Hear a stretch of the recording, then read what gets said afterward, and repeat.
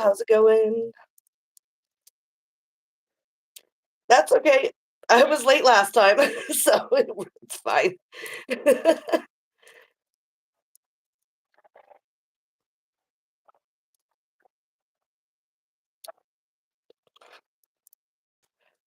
You're coming in and out, eh?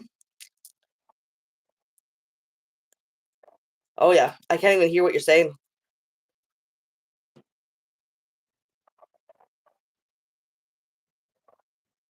I can't understand.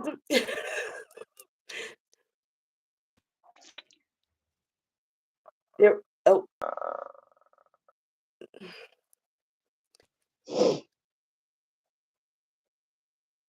you're still cutting it out like a lot. Oh my god.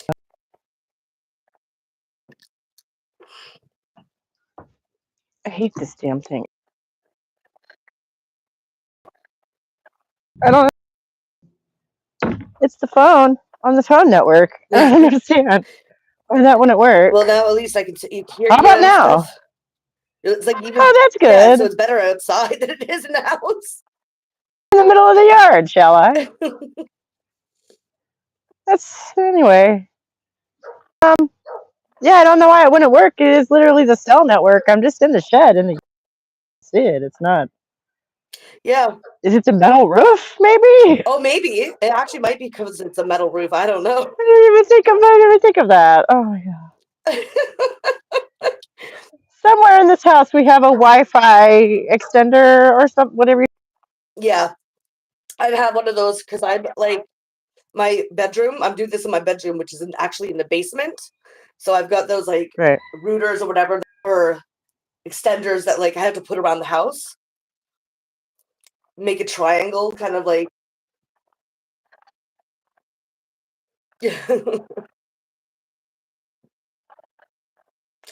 No. Probably for most people. I had a little bit of issues, but that's just because I had to figure out because you have to connect it, at least the one I got, connect it with my Wi-Fi cable network. Like the people I buy. Yeah. And then because they send it to me, and so I have to do it online on their website to connect it through. Yeah, do it that way. I don't know. I figured it out. I wouldn't be able to tell you how I did it.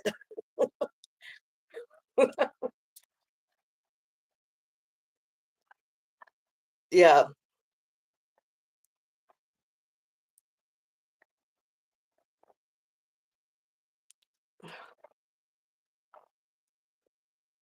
We're getting into some good stuff today, Well, I right? mean, all of it's good, isn't it? Yeah, no, I mean like the stuff. I don't know. I feel like it's been Well, that's a little bit of setup. well, it's still going to be a little bit of a setup. Okay. Yeah. So we're not going to get into the witch burnings quite yet. We're building up to it. Does it work for you? Yeah. You're like, let's I'm get to just the trying meaty to make stuff. I'm just trying to make the stream sound interesting. I don't know. I'm here for all of it. Yeah. But anyways, yeah, I need to run back in there and get my notebooks. So I apologize if I cut out again. I'll have to go sit on the front porch here in a second. Yep, that sounds fine. I'm good. All right. How's Here we Alfalfa go. doing? I think she's like the only. Oh no, we have 11 Yeah, people. good question. Wow. Hey, what's up? Oh no, it's 7 now. They didn't like me asking. Like, no.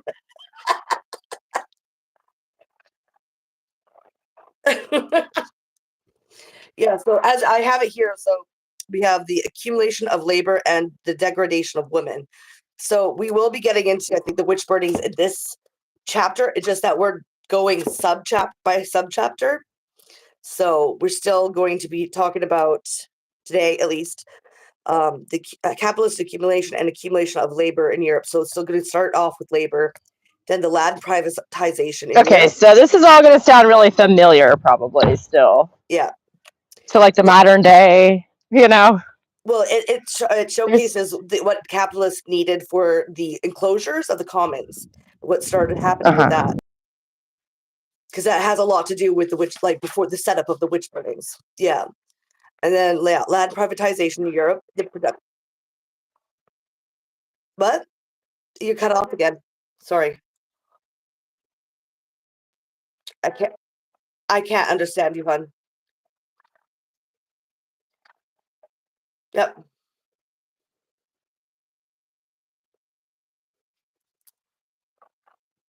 Yep. So far so good. Wait, no, cutting off still.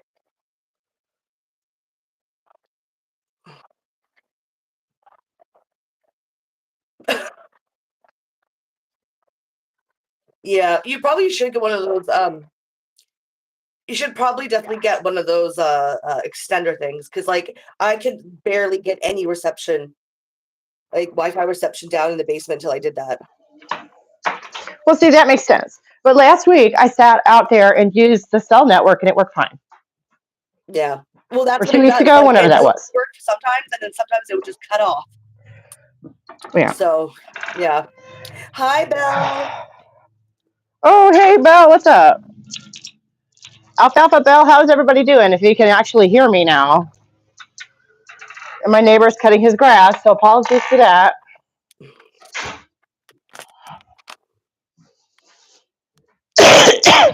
Oh, But yeah, I don't like make me want to tear my hair out.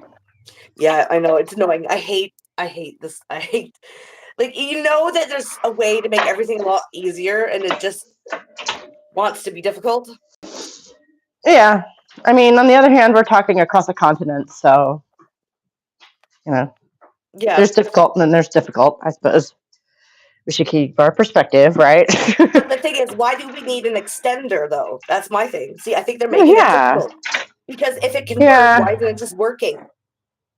I suppose that's a good point. How this house is not that big.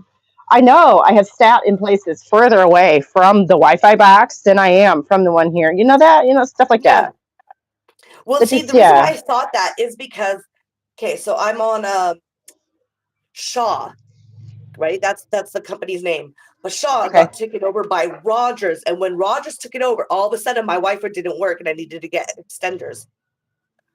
So yeah, so I wonder how much of it really is just them not making it accessible, so you have to buy more product. Your pork did it work? What do you mean? Belle says the pork did it work. What do you mean? I have What does no that clue mean? what pork is. It Sounds like must more be like you ate British. it. Yeah. Screwed it, maybe? Like you screwed the pooch? Like, did you mess up? Like, I'm good. Thank you for asking. yeah, same. I got part one pretty much done. I am ready to read it on the channel. It's just like, okay, I sat down, Kitty, not to make this about the book, but I sat down after we talked the other day and, went through it and tweaked a few things. Yep. But it took me 4 hours to get through it. I'm like, holy shit, I do not want to spend however long it would actually take me to read this out loud. Like, wow, in one video? No, I think that might be too long. So You I slow hate. burned it slowly. Well, I mean, it is a trilogy. Okay, we have plenty of time to do what we need to do, Yeah. but that might be a bit much for one video. So I think I'm gonna have to split it up. Yeah. See, well, that's what I had to do with this, right? So that makes sense. Mm-hmm. Well, it's. I suppose it's perhaps as in depth, but in its own way. Like I feel like this is I so didn't mind it. much. It's just different when you're reading it out loud because that takes so long to read it Right, out right. loud. That's what I'm saying. I was reading Yeah. it in my head to edit it and whatever, and that took 4 hours. Yeah. How long is it actually going to take me to read it out loud? I missed teaching a class because I didn't check my schedule. Oh no, for the second time. Oh no. Ooh, relatable. But now you're here, right? I mean, Yeah. Hi. Welcome. Nice to see you. Um. Yeah. So I'm gonna have to split it up. I don't think I'm gonna do it by chapters because the chapter lengths are uneven. I don't know how I'm gonna do that. What do you think? yeah. Well, I mean, even if it's I don't know because like even a chapter is quite long for reading out loud. Like I had to split my chapters into sub Oh, chapters, I and I think her can't even chapters are like longer than mine. At least most of them. well, yeah, they Because are, but like my sub chapter. But how long did it take me to get through one chapter? yeah, true. We are just on the second chapter today. I'm loving It it takes though. Yeah, it definitely takes a lot longer reading it out loud. Like I said, this is the reason why I had troubles stumbling over my words, because my brain is reading faster than my mouth can pronounce the words out loud, Right, and it's right, actually right. kind of difficult. Like, props to people who are doing like the actual audiobooks, because my brain just want to like go way faster than my mouth will allow it. So Yeah. Again, relatable. right.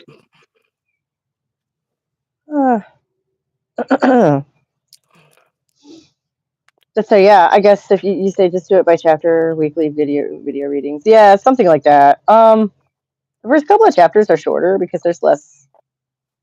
I cut them up by cut them up chronologically, so like the earlier chapters are shorter because it's shorter sequences. Oh, it's But it's kid fun shit. too if your first videos happen to be shorter than the rest. Like, they don't have to all be the same length, right? No, I suppose that's true. I'm trying to think for my own comfort how to split it up sort of evenly, so I don't get the first two done and think, oh, that was easy, and then the next one is like, oh, sweet mercy, But like, just to fill everyone in, I read it last oh week. yeah, Was it last week? Yeah. yes, public thank you to Kitty for doing that, for taking a look at it for me. That was amazing. Yeah. I get the first little draft look. Right, and I think the best compliment you gave me, the best thing you said the whole time was that you're interested in reading more. Like, Yeah. what better thing could an author possibly hear? It's awesome. Yeah.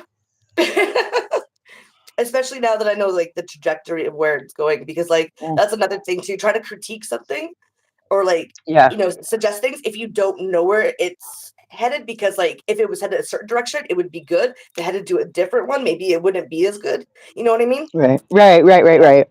So No, once and I it heard, I was like, just yeah, I'm in. it made me laugh because your reaction to the character was not wholly positive, but that's the point, The point. Yeah. Yeah, and I'm nervous that people won't like her. You know. Yeah, Um, but you don't also need to always like a character, as long as they're what how to like as long as they are interesting, like as long as they're, right, you yeah, interesting enough of a character. You don't even necessarily have to like a character. right. I feel like there's levels of likability. You can love a character and fucking hate them as a person. You know what I Yeah, mean? and not condone what they do, or like, because like Yeah. I read a lot of like in fiction anyways, I read a lot of Mm. sometimes a lot of psychological sort of horrors and stuff like that, where the main Ooh. character is unreliable narratives and stuff like that. Like, I just find them interesting. Yeah. Can't Okay. condone or like what they're doing. Okay. Yeah. No. Same. I used So, to read a lot of stuff like that too. I have read a lot of stuff like that too. This well, isn't I mean, I quite haven't read a that lot far. lately, but like, when I Hmm. do, Hmm. I think the last Yeah. book I've read was like, other than yours, was like, oh, was it last year? Of if like fiction. Hmm. It's To Be Devoured, and yeah, that would definitely an unreliable narrative. It's a novella. It's not even a novel either, but it's good. It's disgusting.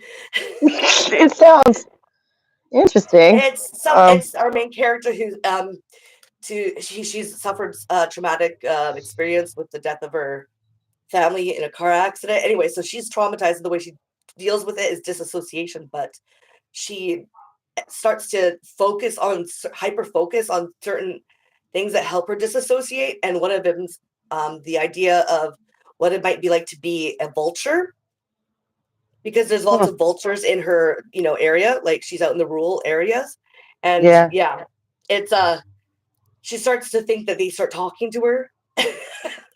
And they're asking her to be part of their flock, and you know what vultures do, right? Yeah. Yeah. The Oh boy. scavengers, right? And so let's just Yeah. I'll leave it at that. I'll leave it at that. Shit gets wild. Wow. Yeah. It's pretty dark. It's pretty good. Yeah. That's not. It sounds like a sympathetic character anyway. Maybe that's what I'm saying. There's a difference between likable and sympathetic. Yeah. Maybe.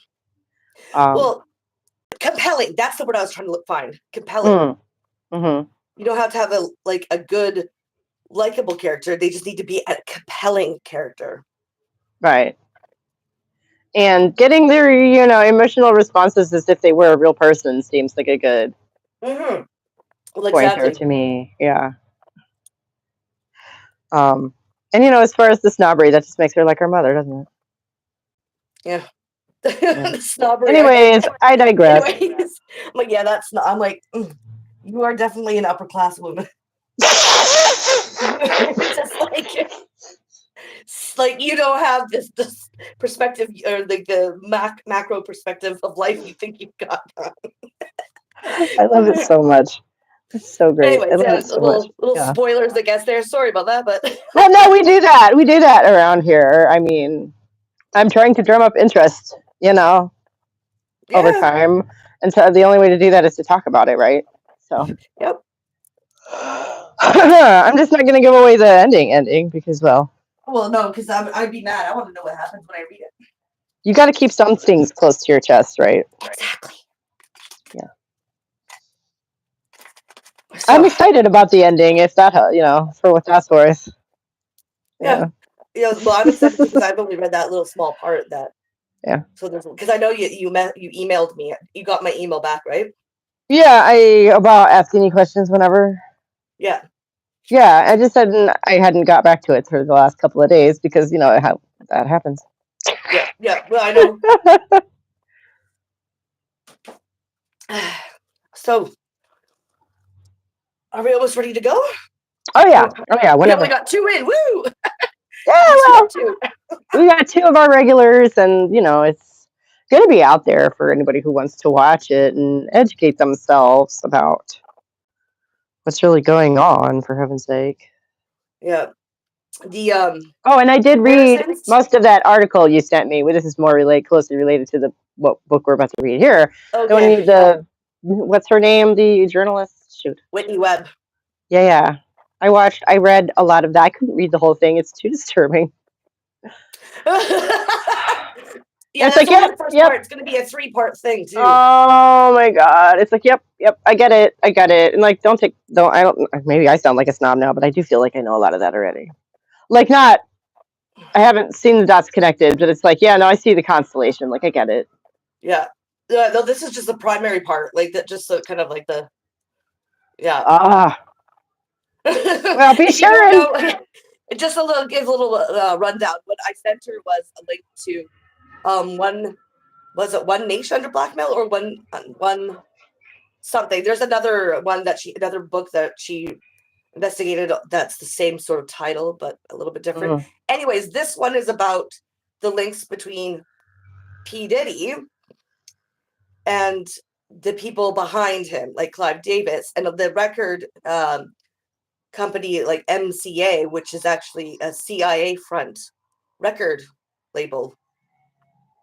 And the reasoning is to sort of create sort of a distinct culture of black urban gangster kind of mentality to help sort of construct and engineer a whole community that's going to get into like trouble with the law so that they can be funneled into the private industrial prisons so right. that they can profit. They were in league with the private prisons to convince all those young black men to go out and commit crimes. Yep. And then they can make money off of the bodies that they trafficked into there. And then companies can come in and they can work with them and get paid by having them forced labor because that's what private prisons do. Forced labor. Yep. You have to work without money, like for pretty much for free. It's a whole like slave trade basically. Yeah. But like, yeah, which makes sense in capitalism because yeah, I mean, people think slavery doesn't exist anymore, but it certainly does. It never went away, and we'll get to that because it just changed. It just made it legal, made it seem like it was production, it was progress. I mean, but how progressive is sweatshop labor, really? Yeah. It's the same damn thing. Yeah, I mean, slave masters had to fucking feed their slaves and give them shelter because that's basically all that like all the money, no matter how much they're working, almost 24/7 a day, 24/7, they're still making just enough just to eat, gruel, and have a shanty. So it's what's the change? What is changed really from slavery? They still had shanty, shelters, and they had to feed their slaves. So yeah, there is no difference. Like they've called the situation we have now wage slavery for years. Well, yeah, because and that's actually what we'll be getting into, the difference between what it was like for subsistence, and then how and then money being on top of that, so you didn't have to put it into your like livelihood.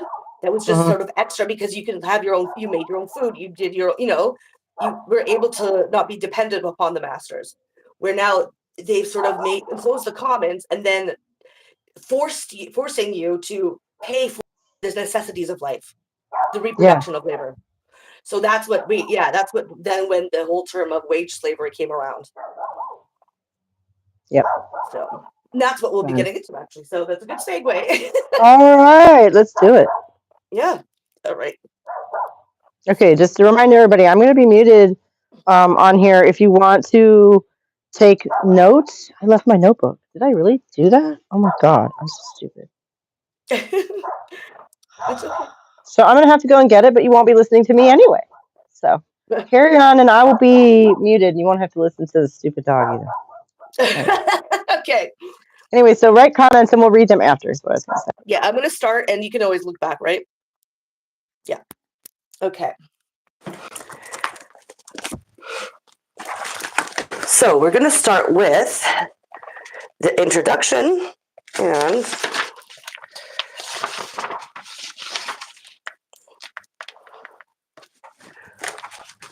all right.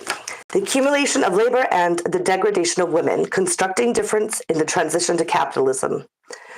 Quote, I demand whether all wars, bloodshed, and misery came not upon the creation when one man endeavored to be a lord over another, and whether this misery shall not remove, when all the branches of all mankind shall look upon the earth as one common treasury to all.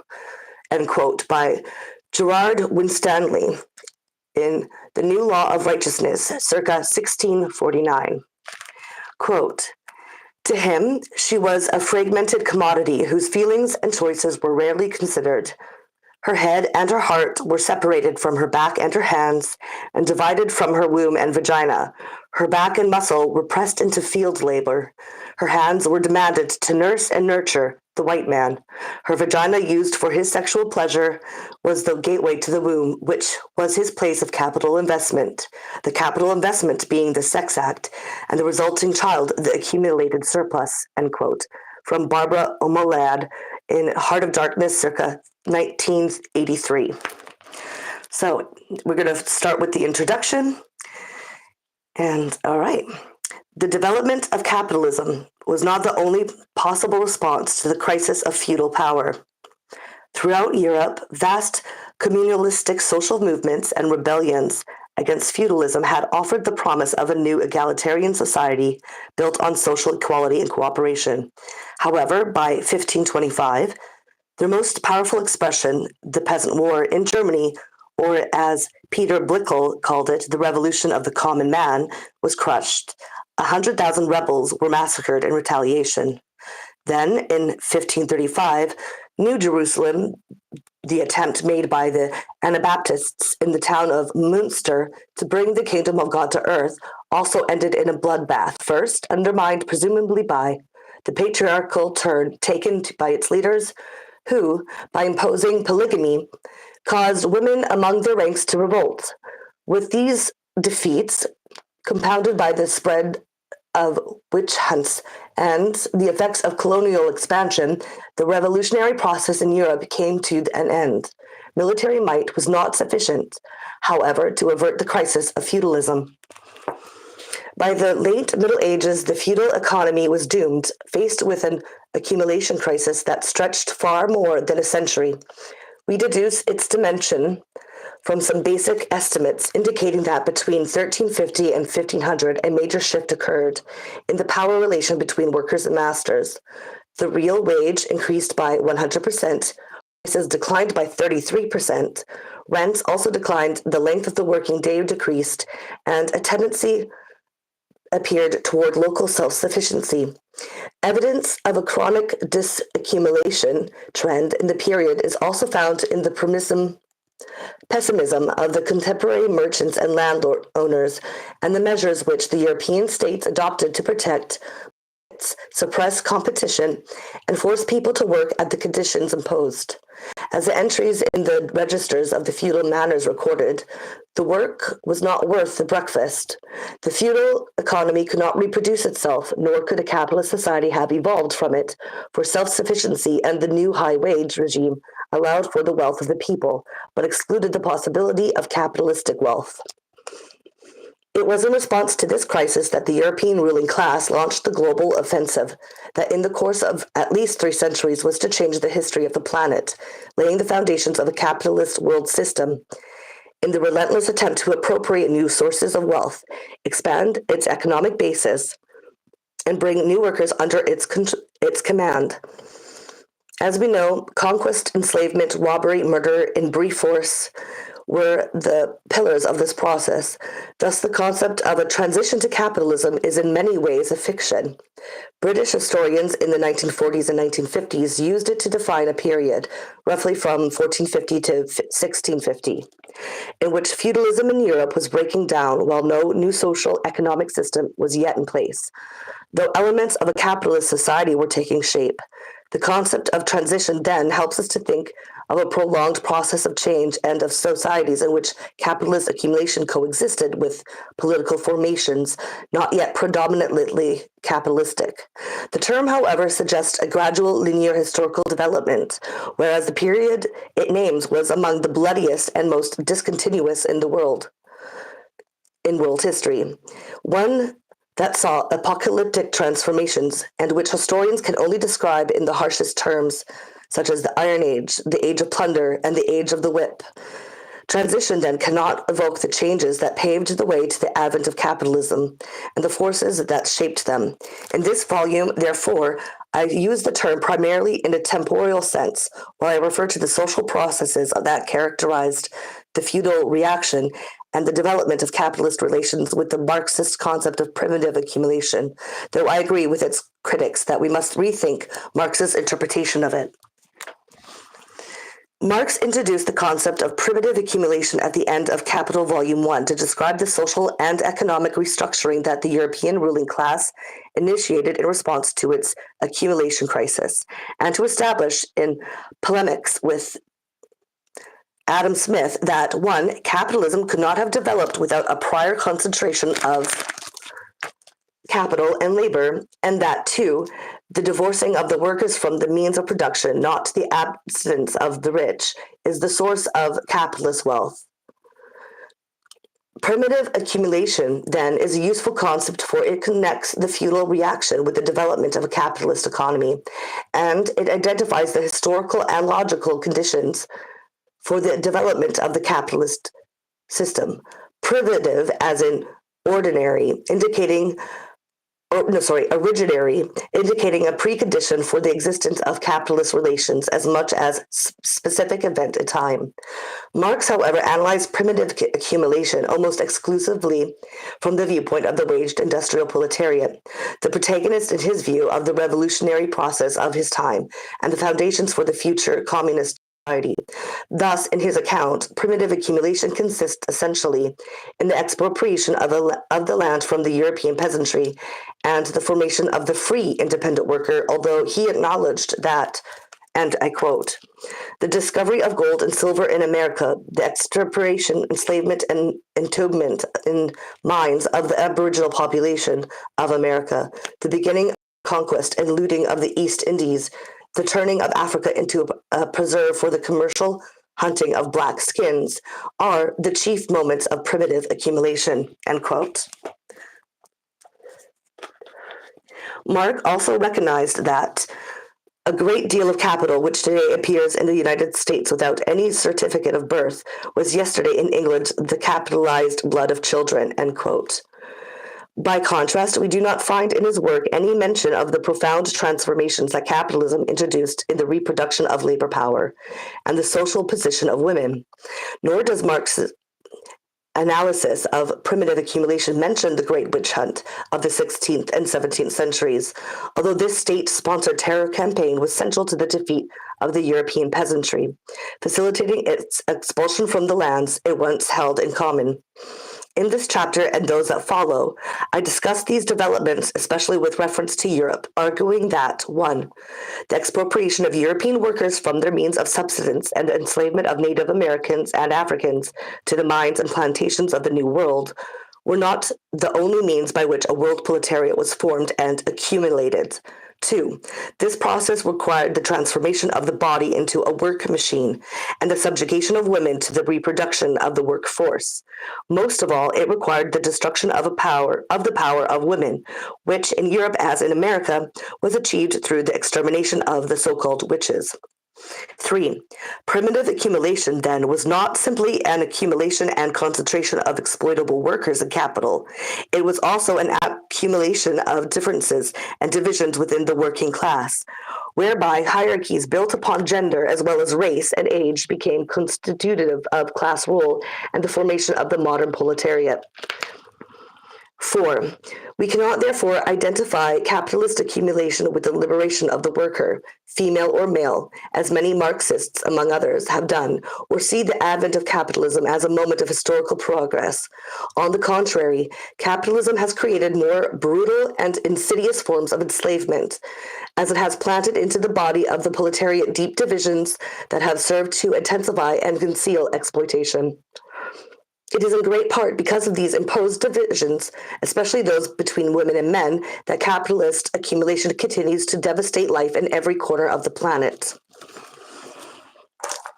And now, subsection 2, capitalist accumulation and the accumulation of labor in Europe. Capital, Marx wrote, comes on the face of the earth dripping blood and dirt from head to toe.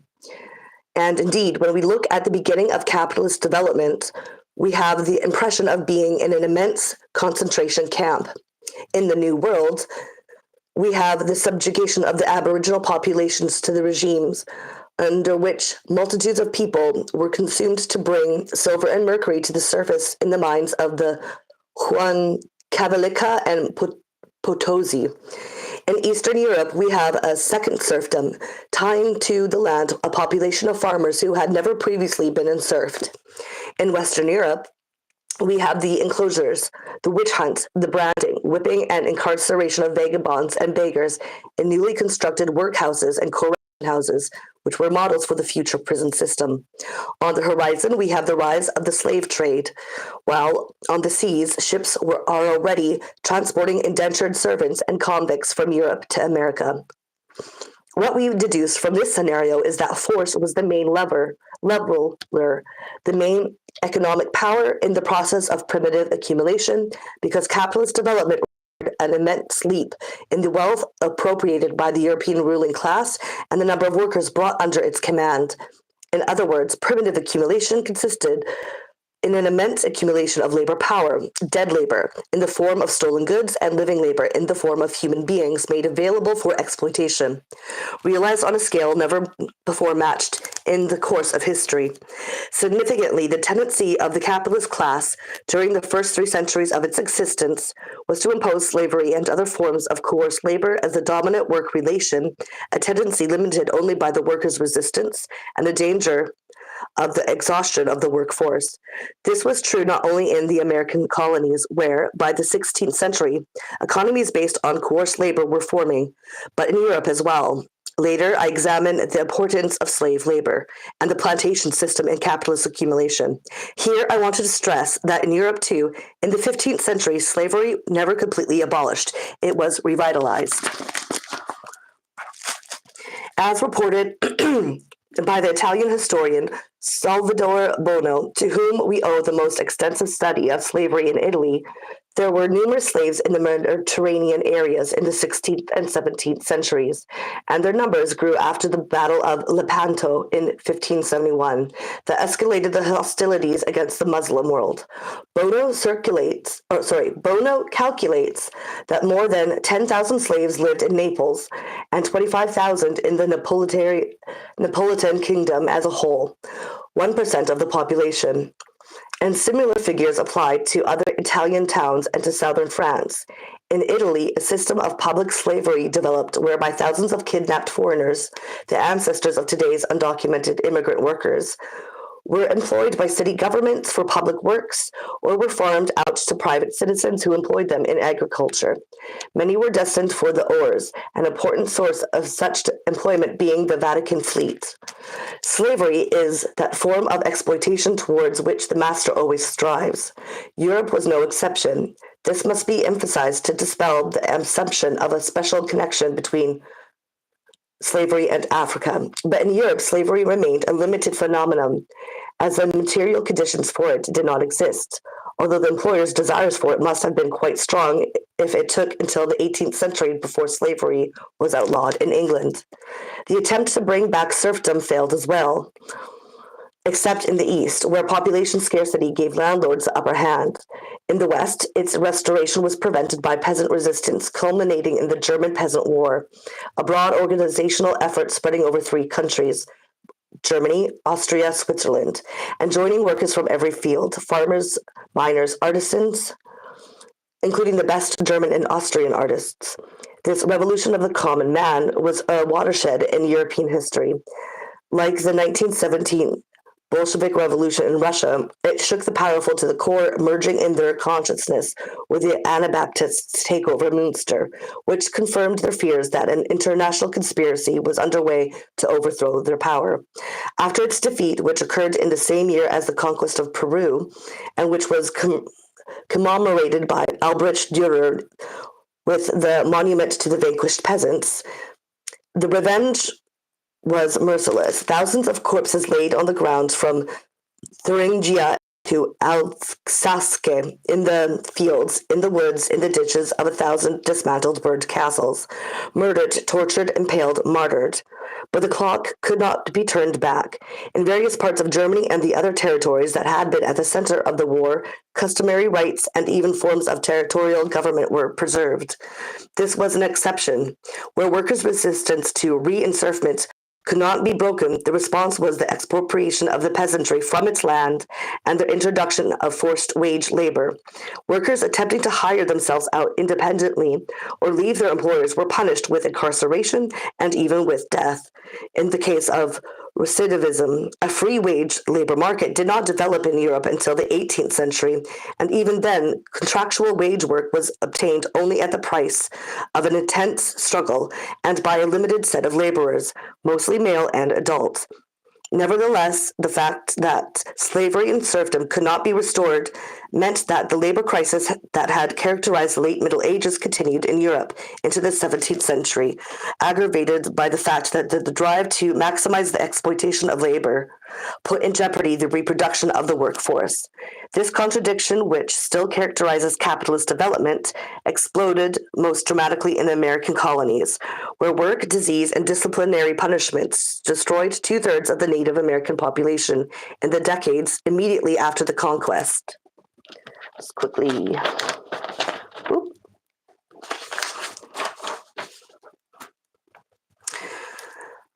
It was also at the core of the slave trade and the exploitation of slave labor. Millions of Africans died because of the torturous living conditions to which they were subjected during the Middle Passage and on the plantations. Never in Europe did the exploitation of the workforce reach such genocidal proportions, except under the Nazi regime. Even so, there too, in the 16th and 17th centuries, land privatization and the commodification of social relations, the response of the lords and merchants to their economic crisis, caused widespread poverty, mortality, and an intense resistance that threatened to shipwreck the emerging capitalist economy. This, I argue, is the historical context in which the history of women and reproduction in the transition from feudalism to capitalism must be placed. For the changes which the advent of capitalism introduced in the social position of women, especially at the proletarian level, whether in Europe or America, were primarily dictated by the search for new sources of labor, as well as new forms of regimentation and division of the workforce.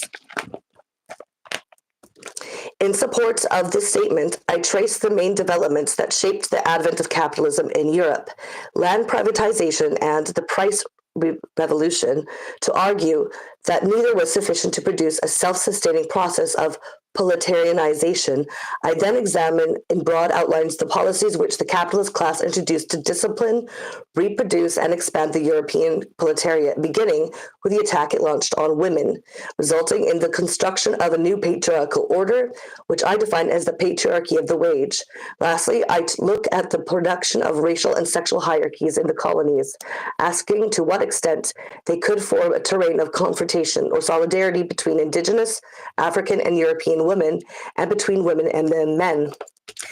And then we get to the next subsection, land privatization in Europe and the production of scarcity, the separation of production from reproduction.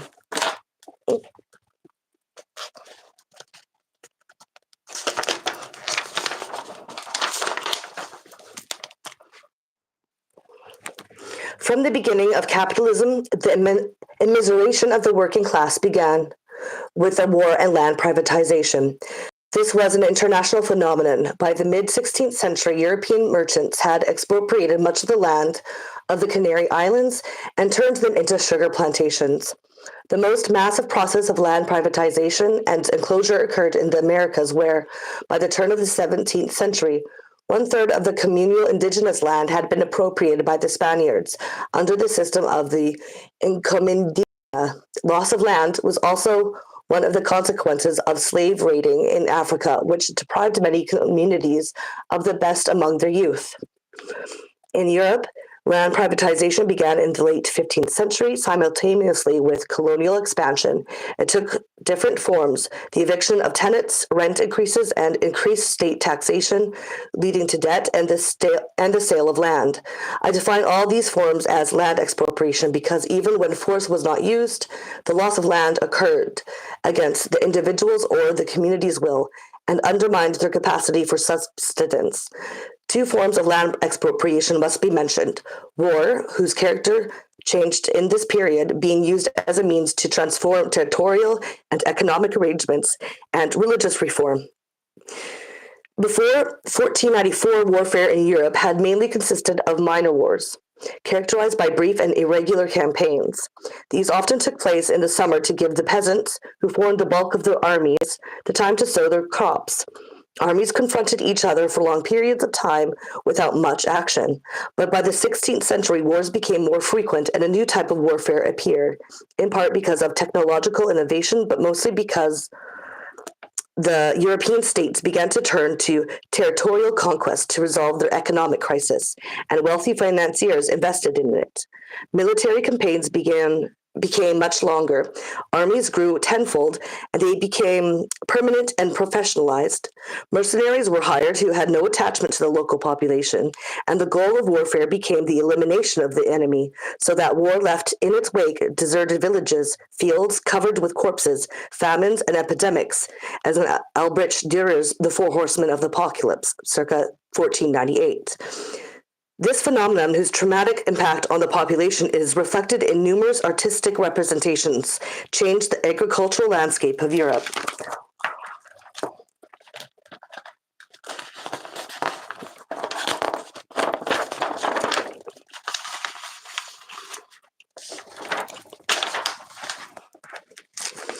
Many tenure contracts were also annulled when the church's lands were confiscated in the course of the Protestant Reformation, which began with a massive land grab by the upper class.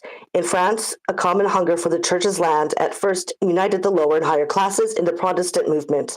But when the land was auctioned, starting in 1563, the artisans and day laborers who had demanded the expropriation of the church, with a passion born of bitterness and hope, had mobilized with a promise that they too would receive their share, were betrayed in their expectations. Also, the peasants who had become Protestant to free themselves from the tithes were deceived. When they stood by their rights, declaring that the gospel promises land freedom and enfranchisement, they were savagely attacked as fomenters of sedition. In England as well, much land changed hands in the name of religious reform. W.G. Hoskin has described it as, quote, the greatest transference of land in English history since the Norman conquest, or more succinctly as the Great Plunder, End quote. In England, however, land privatization was mostly accomplished through the enclosures, a phenomenon that has become so associated with the expropriation of workers from their commonwealth that in our time it is used by anti-capitalist activists as a signifier for every attack on social entitlements.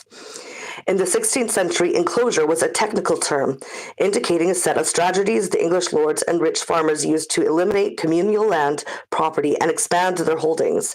It mostly referred to the abolition of the open field system, an arrangement by which villagers owned non-contiguous strips of land in a non-hedged field.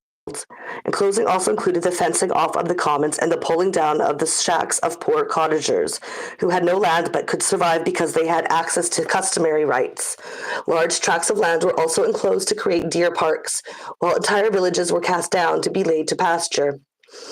Though the enclosures continued into the 18th century, even before the Reformation, more than 2,000 rural communities were destroyed in this way.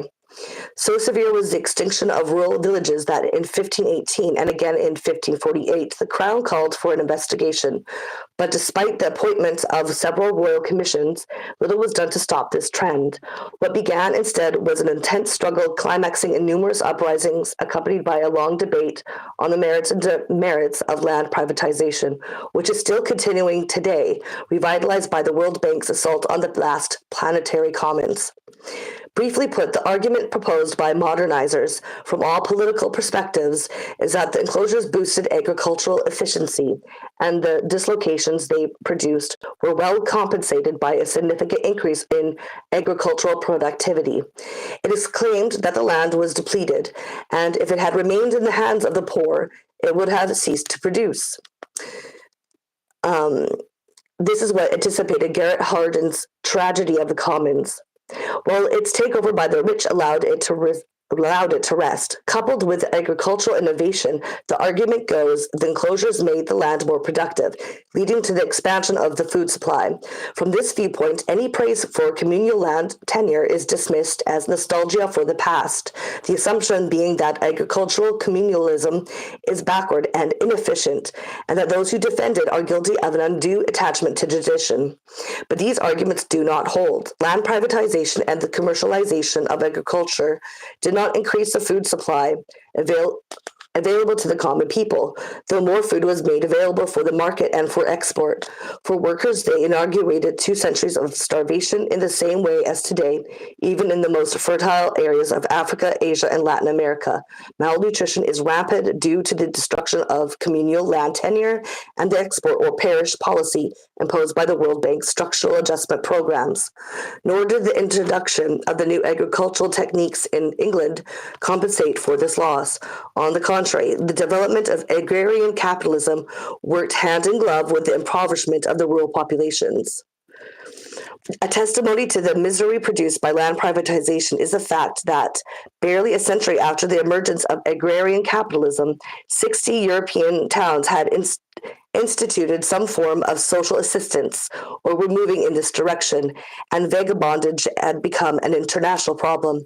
Population growth may have been a contributing factor, but its importance has been overstated and should be circumscribed in time. By the last part of the 16th century, almost everywhere in Europe, the population was stagnating or declining, but this time workers did not derive any benefit from the change. There are also misconceptions about the effectiveness of the open field system of agriculture. Neoliberal historians have described it as wasteful, but even a supporter of land privatization like Jean de Vries recognized that the communal use of agricultural fields had many advantages. It protected the peasants from the harvest failure due to the variety of strips to which a family had access. It also allowed for a manageable work schedule since each required attention at a different time, and it encouraged a democratic way of life built on self-government and self-reliance, since all decisions when to plant or to harvest went to drain the fens, how many animals to allow on the commons were taken by peasant assemblies.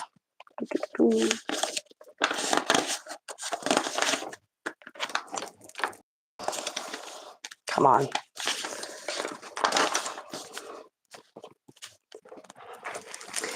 The The same considerations apply to the commons. Disparaged in 16th century literature as a source of laziness and disorder, the commons were essential to the reproduction of many small farmers or cotteurs who survived only because they had access to meadows in which to keep cows or woods in which to gather timber, wild berries and herbs, or quarries, fish ponds, and open spaces in which to meet. Beside encouraging collective decision-making and work cooperation, the commons were the material foundation upon which peasant solidarity and sociality could thrive. All the festivals, games, and gatherings of the peasant community were held on the commons. The social function of the commons was especially important for women, who, having less title to land and less social power, were more dependent on them for their subsistence, autonomy, and sociality. Paraphrasing Alice Clark's statement about the importance of markets for women in pre-capitalist Europe, we can say that the commons too were for women the center of social life, the place where they convened, exchanged news, took advice, and where a women's viewpoint on communal events autonomous from that of men could form. This web of cooperative relations, which R.D. Tawney has referred to as the primitive communism of the feudal village, crumbled when the open field system was abolished and the communal lands were fenced off. Not only did cooperation in agricultural labor die when land privatized and individual labor contracts replaced collective ones, economic differences among the rural population deepened as the number of poor squatters increased who had nothing left but a cot and a cow and no choice but to go with bended knee and cap in hand to beg for a job. Social cohesion broke down, families disintegrated, the youth left the village to join the increasing number of vagabonds or itinerant workers, soon to become the social problem of the age, while the elderly were left behind to fend for themselves. Particularly disadvantaged were older women who, no longer supported by their children, fell onto the poor rolls or survived by borrowing, petty theft, and delayed payments. The outcome was a peasantry polarized not only by the deepening economic inequalities, but by a web of hatred and resentments that is well documented in the records of the witch hunt, which show that quarrels relating to requests for help, the trespassing of animals, or unpaid rents were in the background of the many accusations in the witch hunts. The enclosures also undermined the economic situation of the artisans, in the same way in which multinational corporations take advantage of the peasants expropriated from their lands by the World Bank to construct free export zones, where commodities are produced at the lowest cost. So, in the 16th and 17th centuries, merchant capitalists took advantage of that cheap labor force that had been made available in the rural areas to break the power of the urban guilds and destroy the artisans' independence. This was especially the case in the textile industry that was organized as a rural cottage industry, and on the basis of the putting out system, the ancestor of today's informal economy, also built on the labor of women and children. But textile workers were not the only ones whose labor was cheapened. As soon as they lost access to land, all workers were plunged into a dependence unknown in medieval times, as their landless condition gave employers the power to cut their pay and lengthened the working day. In Protestant areas, this happened under the guise of religious reform, which the work year by eliminating the saints' days. Not surprisingly, with land expropriation came a change in the workers' attitude towards the wage. While in the Middle Ages, wages could be viewed as an instrument of freedom, in contrast to the compulsion of the labor services, as soon as access to land came to an end, wages became to be viewed as instruments of enslavement. Such was the hatred that workers felt for wage labor that Gerald Winstanley, the leader of the Diggers, declared that it did not make any difference whether one lived under the enemy or under one's brother if one worked for a wage. This explains the growth in the wake of the enclosures, using the term in a broad sense to include all forms of land privatization, of the number of vagabonds and masterless men who preferred to take to the road and to risk enslavement or death, as prescribed by the bloody legislation passed against them, rather than work for a wage. It also explains the strenuous struggle which peasants made to defend their land from expropriation, no matter how meager its size. In England, anti-enclosure struggles began in the late 15th century and continued throughout the 16th and 17th century, when leveling then closing hedges became the most common species of social protest and the symbol of class conflicts. Anti-enclosure riots often turned into mass uprisings. The most notorious was Kett's Rebellion, named after its leader, Robert Kett, that took place in Norfolk, Norfolk in 1549. This was no small nocturnal affair. At its peak, the rebels numbered 16,000, had an artillery, defeated a government army of 12,000, and even captured Norwich, at that time, second largest city in England. They also drafted a program that, if realized, would have checked the advance of agrarian capitalism and eliminated all vestiges of feudal power in the country. It consisted of 29 demands that Ket, a farmer and tanner, presented to the Lord Protector. The first was that, quote, from henceforth no man shall enclose any more, end quote.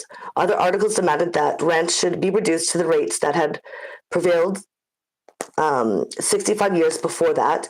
Quote, all freeholders and copyholders may take the profits of all commons, and that all bondmen may be made free, for God made all free with his precious blood shedding, end quote. These demands were put into practice. Throughout Norfolk, enclosing hedges were uprooted, and only when another government army attacked them were the rebels stopped. 3,500 were slain in the massacre that followed. Hundreds more were wounded. Ket and his brother William were hanged outside Norwich's walls. Anti-enclosure struggles continued, however, through the Jacobean period, with the noticeable increase in the presence of women. During the reign of James I, about 10% of enclosure riots included women among the rebels. Some were all-female protests. In 1607, for instance, 37 women led by Captain Dorothy attacked coal miners workers working on what women claimed to be the village commons in Thorpe Moor, what's now Yorkshire. 40 women went to cast down the fences and hedges of an enclosure in Waddingham, which is now Lincolnshire, in 1608, and in 1609 on a manor of Dunchurch, which is now Warwickshire. 15 women, including wives, widows, spinsters, unmarried daughters, and servants, took it upon themselves to assemble at night to dig up the hedges and level the ditches. Again, at York, in May 1624, women destroyed an enclosure and went to prison for it. They were said to have enjoyed tobacco and ale after their feet. Oh, stupid thing. Okay, where was I? All right. Then in 1641, a crowd that broke into an enclosed fen at Buckdale consisted mainly of women, aided by a few boys. And these were just a few instances of confrontation in which women holding pitchforks and scythes resisted the fencing of the land or the draining of the fens when their livelihood was threatened. This strong female presence has been attributed to the belief that women were above the law, being covered legally by their husbands. Even men, we are told, dressed like women to pull up the fences. But this explanation should not be taken too far, for the government soon eliminated this privilege and started arresting and imprisoning women involved in anti-enclosure riots. Moreover, we should not assume that women had no stake of their own in the resistance to land expropriation. The opposite was the case. As with the commutation, women were those who suffered the most when the land was lost and the village community fell apart. Part of the reason is that it was far more difficult for them to become vagabonds or migrant workers, for a nomadic life exposed them to male violence, especially at a time when misogyny was escalating. Women were also less mobile on account of pregnancies and the caring of children, a fact overlooked by scholars who consider the flight from servitude through migration and other forms of nomadism the pragmatic forms of struggle. Nor could women become soldiers for pay, though some joined the armies as cooks, washers, prostitutes, and wives. But by the 17th century, this option too vanished, as armies were further regimented and the crowds of women that used to follow them were expelled from the battlefields.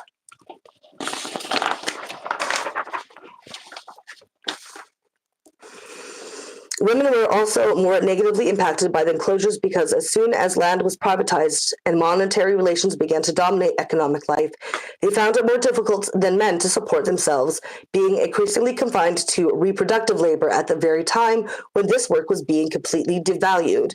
As we will see, this phenomenon, which has accompanied the shift from a subsistence to a money economy in every phase of capitalist development, can be attributed to several factors.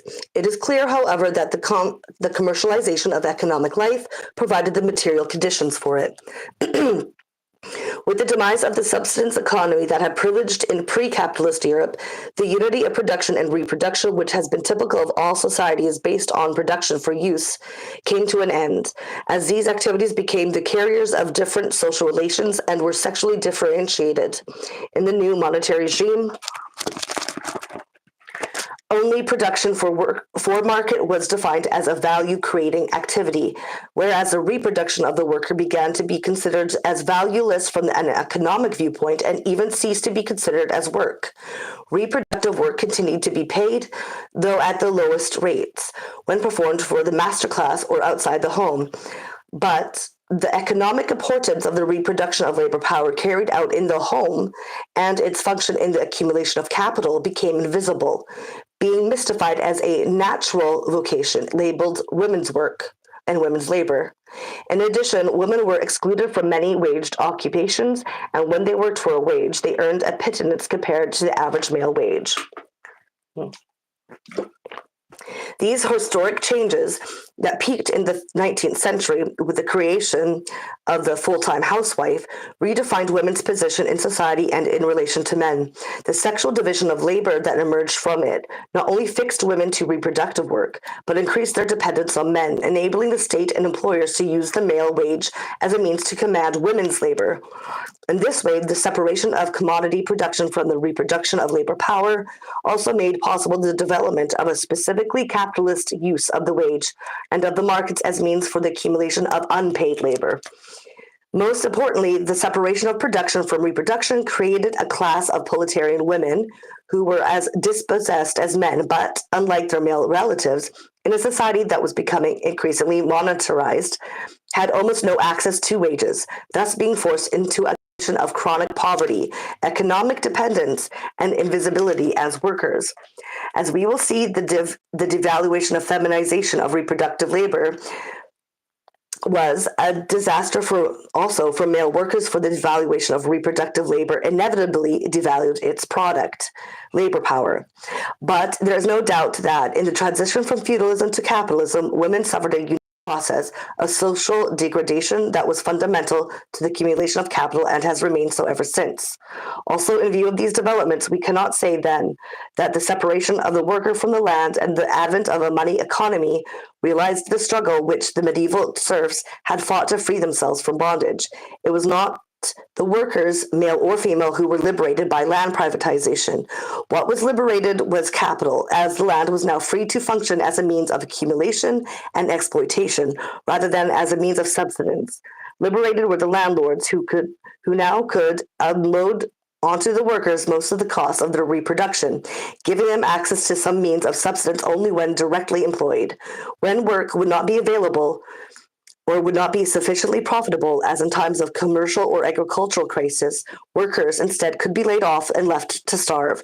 The separation of workers from their means of subsistence and their new dependence on monetary relations also meant that the real wage could now be cut and women's labor could be further devalued with respect to men's through monetary manipulation. It is not a coincidence then that as soon as land began to be privatized, the prices of foodstuffs, which for 2 centuries had stagnated, began to rise. And that is it, actually. So yeah, so Sort of ending on a so cliffhanger. see, there's a lot of buildup to coalescing together the witch burnings with the land privatization and the yeah.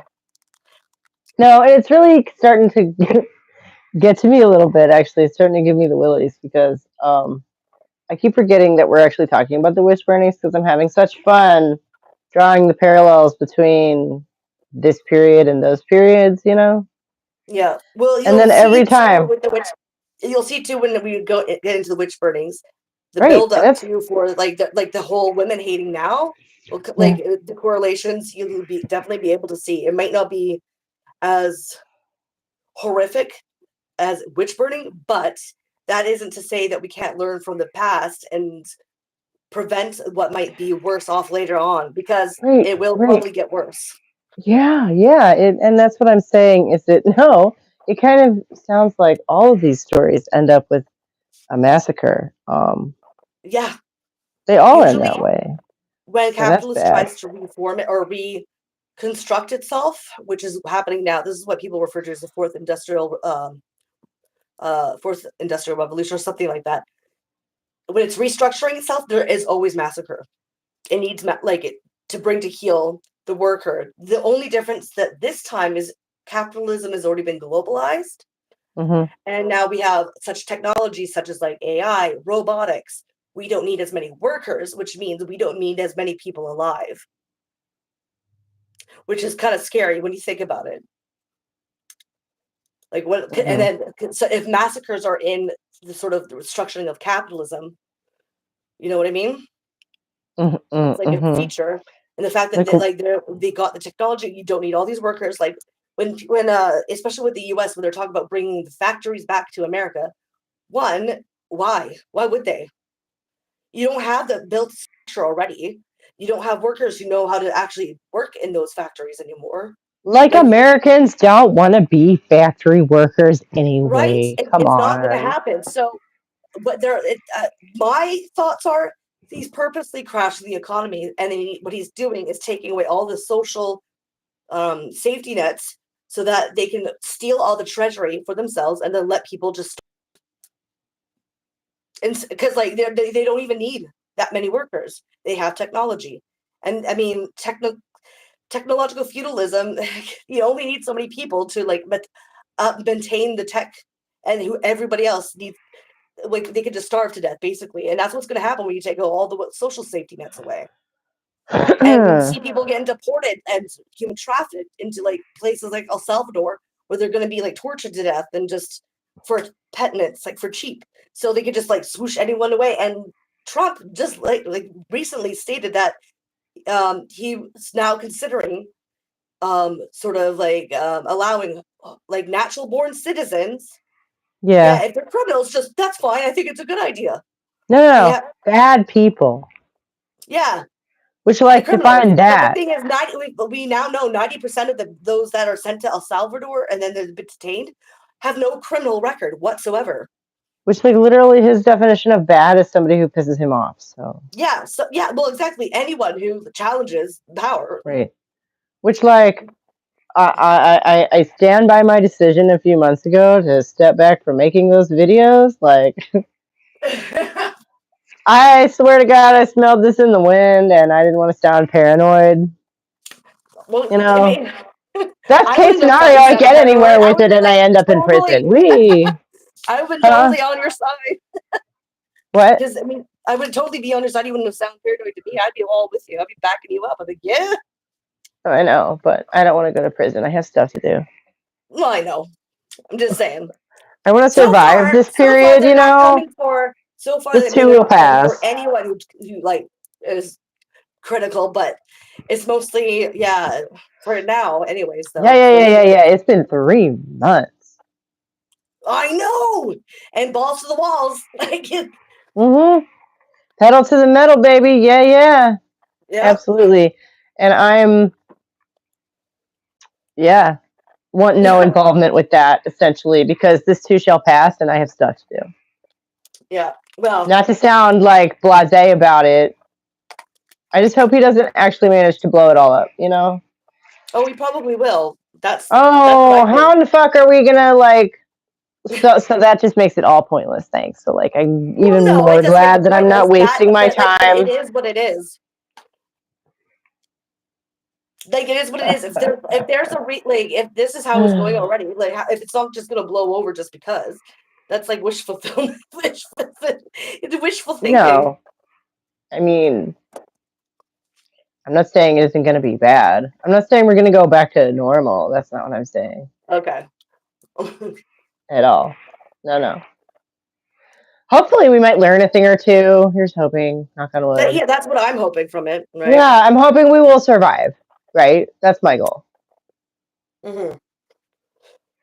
Yeah.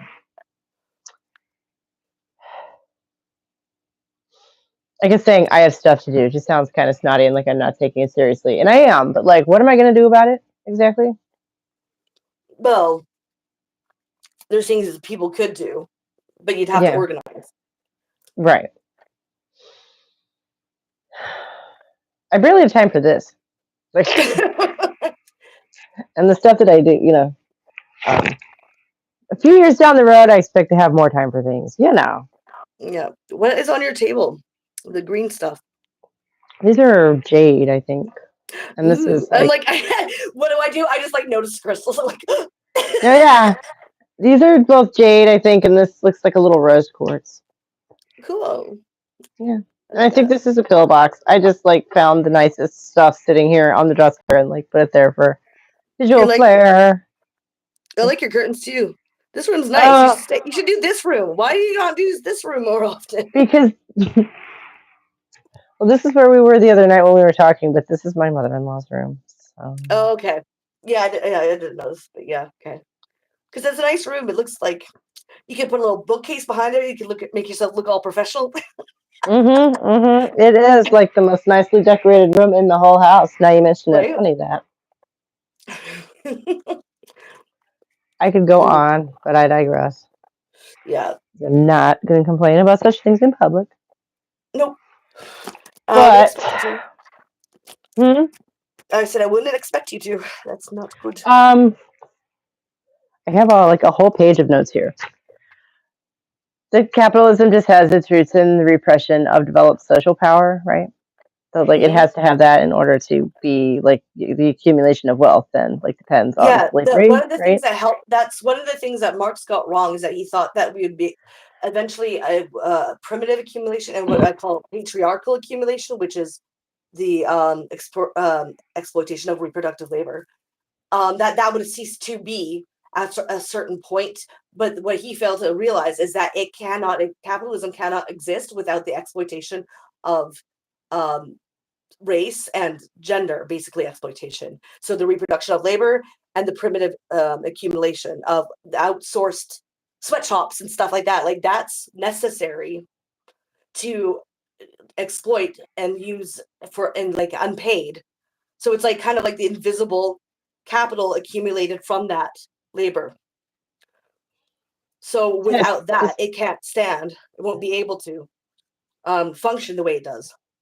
And so without, it's in like it is necessary for its existence is to keep that going. which is theft basically. Yeah, yeah. Yeah. Okay, I'm That's what just capitalism is checking. based off. Yeah. I'm not a Marxist. The term primitive accumulation, I admit I spent some time trying to figure out precisely what that means. Primitive accumulation is accumulation of the like the third world. Like the basically the all the raw materials, like exploiting the raw materials and the labor needed for that. Right. So primitive as in like original peoples. You kill them off Okay. and like or you get them working in like big sweatshops, which is basically just like plantations. So it's literally colonialism. Yeah. Capitalism is colonialism and needs it. No, I knew that. But that's what Doggone it. primitive accumulation is. That's the primitive Okay. accumulation. Okay. Not forgive me for being again picky, but why can't we just say that? I don't, that's fine. What? Capitalism is stuff? Oh no. Like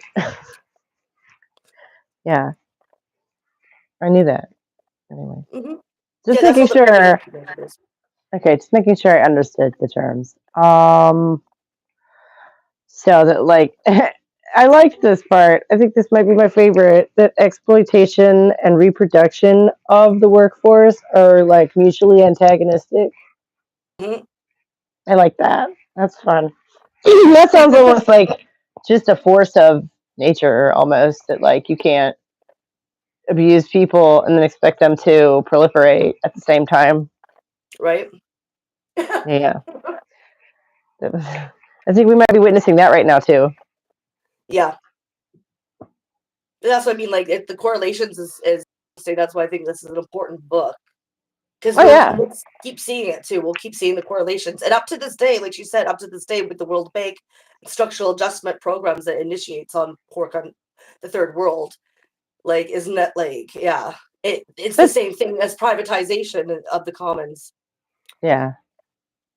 And just you know how we were talking the other day about always wanting to bring like a lesson from things out into the world. Like Yeah. it just doesn't relate to life in some way. It's not interesting, right?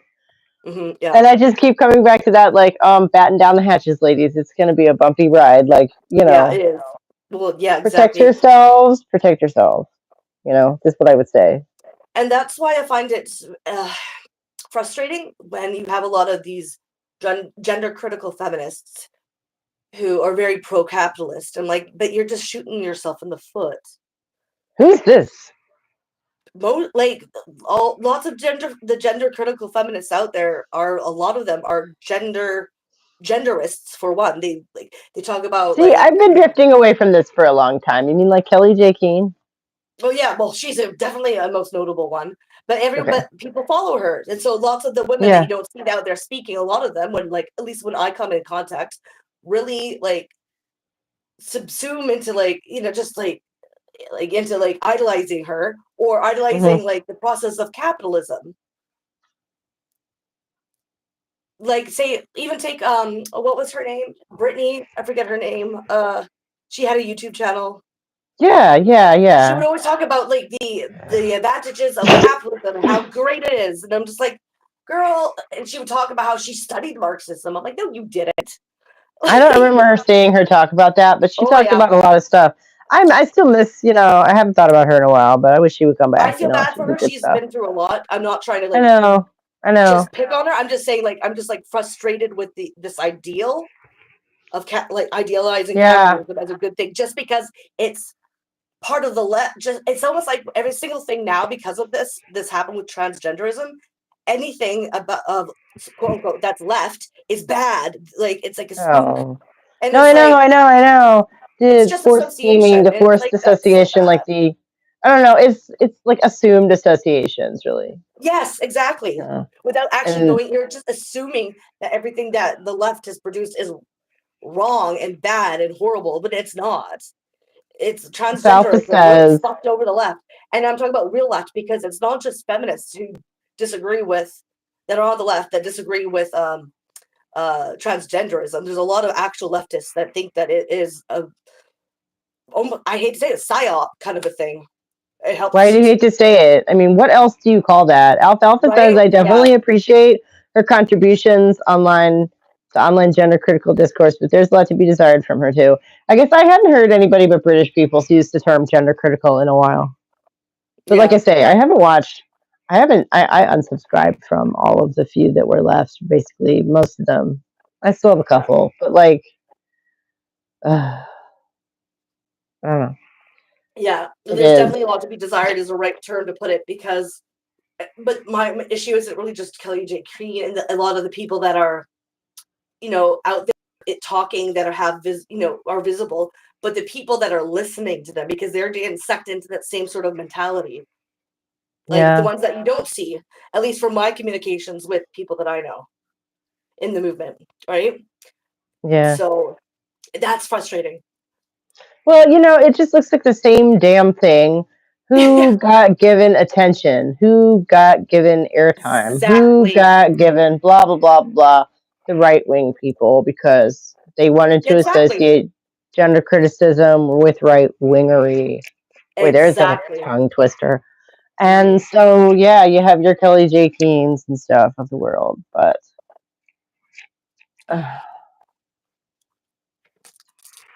it Yeah. doesn't, like, I'm sorry. Conservatives are not your friend, ladies. It's not. Yeah. No. We're not well, they not even thinking, they'll call also themselves like centrists. I'm like, centrist is just another term for right wing that's not like, abhorrent. How do you be, okay. It is a football game. Who is the centrist team in the football game? What the fuck are you talking about? Yeah. Well, the thing, I think what I think that they're feeling is not centrism. It's thinking outside the box, when you realize that the liberal, or and then the conservative attitudes, like, Mhm.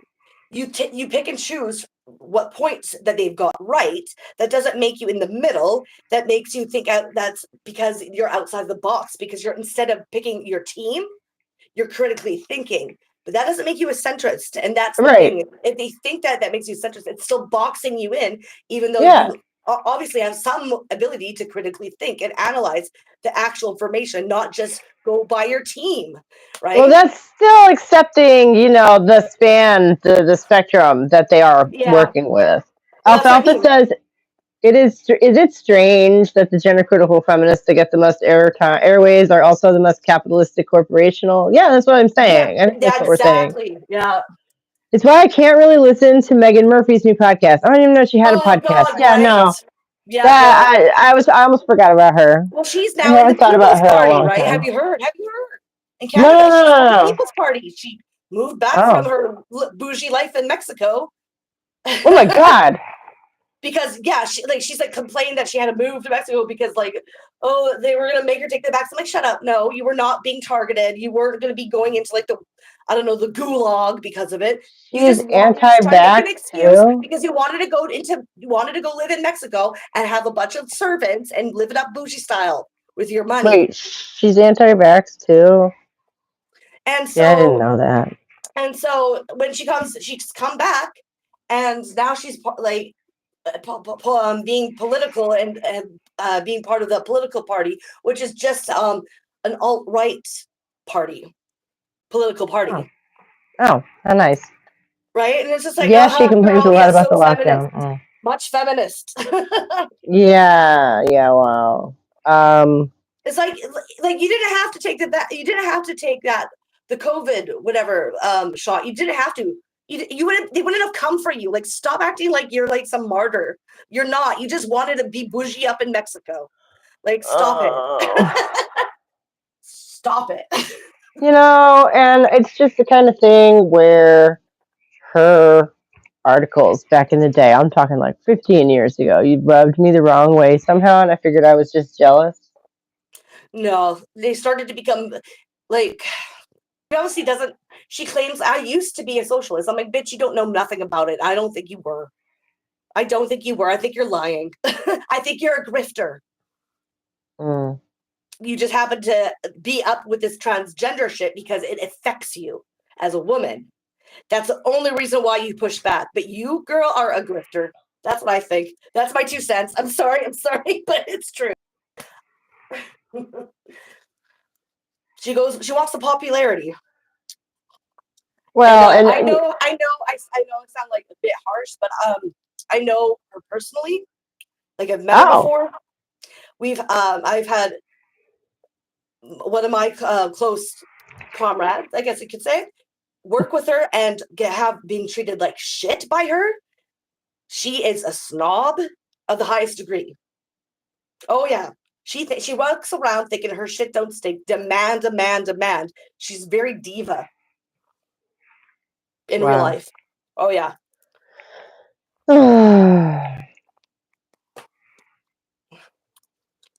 So yeah. Well, and I try to make allowances, at least in my mind, for people who actually manage to get themselves like put out in front of like a media organization. Like, wow. Yeah. But not you have to have some ego. You have to have some ego, is what I'm saying. Yeah. But if you're get in that position in the first place. Yeah. Act diva-like, go off to Mexico and like. Right. No, it doesn't mean you get to be a hypocrite. That's what I'm saying. Right. It's hypocritical. Yeah. Yeah. You can be kind of egotistical, and I think people maybe expect that and even enjoy it a little bit in like media personalities, right? Yeah. But like, you get to be a hypocrite. No. Well, the whole big buffalo with her and Karen Davis was interesting to watch because she wrote an article about something about like blaming women for men or something like that. Something like, yeah, trying to construct this blame the women in the whole transgender issue and not so much the men. And so when Karen said something, she flipped out on her. And usually, Karen is like flips out a lot. The start of it, like, I think that's like, because Karen obviously big ego too, wouldn't back down. And she that is catnip to Karen. Wow. Yeah. Oh, yeah. She was pissed because, Yeah. but I agree at this point. I don't always agree with Kara Davis, but I agreed with her there. The article seemed really pick me and just to shit on women. It really did seem that way. Sorry. The way that it, like, yeah. Yeah, I Couldn't think I handle remember the this. criticism, could not handle the criticism, like, took a fucking, had a conniption fit over it. Yeah. Oh, yeah. And another part too was when she was trying to, Benjamin Boyce, when Benjamin Boyce made the claim that he was getting canceled because of the feminists, she Right. like had his back and called women like, just, this is why I don't like calling myself a feminist, because of all of you. It's like, what? Shut up. Where's the evidence that he's getting canceled? Show one thing, because if we were, or if women were, he would have a notification from YouTube of who. Couldn't produce any information. He's just sitting there laughing because he's got you fucking caping for him. You're a pick me. You're a grifter and you're a pick me. Oh No. my God. I do remember all of this, and this is why I don't miss Twitter. Oh, that's why I'm not on Twitter. Yeah. No, but that's where all like I that said, happened. I I have a wasn't Twitter account. involved. I'm never on, and I don't have like any followers. I just, Yeah, I can't get into it. I never could. I did it for a little while trying to promote my blog back several years ago. Yeah. Back I'm not before. used to how it even works. I'm not even sure how it really works. I keep fucking up. I Yeah. can't even, because everyone Like, just assumes you know how it works and how to use it. I still don't really know how Twitter works and how to use the it. app that I knew, I hear does not exist anymore. So, Yeah. Yeah. um, And like, I don't know, being funneled into just social. See, when I was on Facebook, I'm not anymore, but when I was, I would be on there and be active, but I would come off of there and be proactive in real time, boots on ground, sort of organizing. But I see a lot too of that. It's a lot of funneling action into thinking that just writing it on screen or on the computer, putting it out yeah, there is the only thing that's necessary yeah, to do, which is not true. You need to like get off, because it's going to be authoritarian no matter who is in charge of it, because whoever's in charge of it has power. So, like, yeah. the way it constructs our thoughts and the way it constructs our perception, I think, is really Do you suppose they just the put the hindrance, AI in charge of the algorithms and stuff yet? right? Oh boy.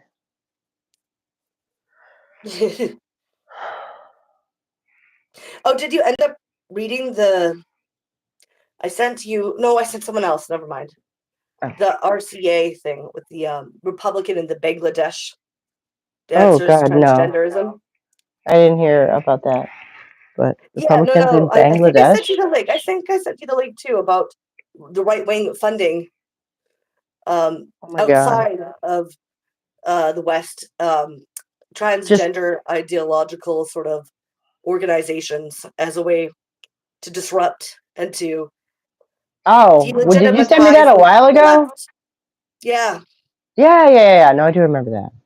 And then now with the whole P. Diddy thing and the sort of using him as well as other um, people in the music industry to sort of construct this urban black gangster culture Right. to help funnel them into the private prison system, to think that you're going to get away being on social media all the time and not having that sort of affect the way you see things, Well, and see, this is why we have no culture. This is why we have no music right? industry. This is why we have Yeah. no I left. think people don't No, realize there's no how left. It social. doesn't exist. Yeah, You know. I don't think people realize how much of a tight hold they have on the culture, the social engineering aspect of it, the propaganda, because nobody's immune to it. You have to be cautious, like conscious of it all the time. Yeah. And I think that, yeah, using social media, it sort of strips you away of that sort of conscious thinking after a while. I really do. Because the mob mentality and the tribal mentality of people is just blows my mind sometimes. But yeah. I mean, and it's the thing where I don't know if this is a dangerous argument to make, but like, is tribalism not like the brother of class consciousness? Like, group awareness is our No, strength the too. difference is that you don't go along to get along. Like you don't go along as a mob sort of mentality, which Hmm. is that's what tribalism is. It's Okay. about community, and Right. having democratic and being directly involved in the democratic process through your community. So you can have disagreements within your community, but to be able to learn to work together in a community and have everyone have some way to directly affect change Hmm. as equals. It just seems like, these things, it takes what might be our best strength and like turns them against us, Yeah, well, no, exactly. Well, they have like how many years and how much knowledge of past societies under their belts. They have the ability to construct because they're standing on giants who come before them and are able to control who has the legitimate information on that, Hmm. right? Hmm. So yeah, Oh. I don't know. It gets so depressing sometimes being on here. I'm No, sorry. no, it's actually really exciting to hear somebody else say that. Okay. I'm like, no wonder I don't fucking have any friends. Oh, no, no, no. Surely we're friends by this point, right? Come on. No. I'm just saying, like in real life, like I don't like hang out with a Yeah, lot of people. And well, I mean, I have yeah. my hardcore friends I've known for a long time, but I just can't be bothered with meeting new people. And that's just bad Yeah, because that just also leads to the like credence of like isolation, which is what they want. But yeah. yeah. Well, it goes back to something else I've said before, that, you alluded to it a minute ago. None of us are immune. Like, we're all the problem. Like, Yeah. we Well, are, that's the thing. each, Nobody that I think that people like when people even call Trump stupid, he's not stupid. He's a smoozer. He knows what he's doing. He just acts a certain way. Like he knows how to act a certain way. But to think that he's just going into things blindly without a plan is not a smart and critical way to think to go about it. Because obviously what he's doing is working. right, So right, right. At this you point, don't I'm it's really almost like tired of undermining people. like or other sort of like downplaying your enemy kind of thing, right? Like don't do that, that's dangerous, right? Yeah, To try to downplay him or downplay anyone or the system in general, like yeah, it's powerful. They've got a lot of yeah, power and a yeah. lot of like yeah, so and to think that you're above it, like even me, I'm not like there could be times where I could be wrong about something, but Oh, yeah. I That reminds me. constantly question everything, right?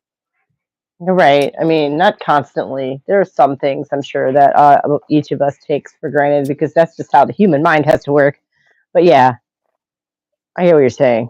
Yeah, You got to be like vigilant. what you need is to be just self-aware that you're not Yeah, going to be immune.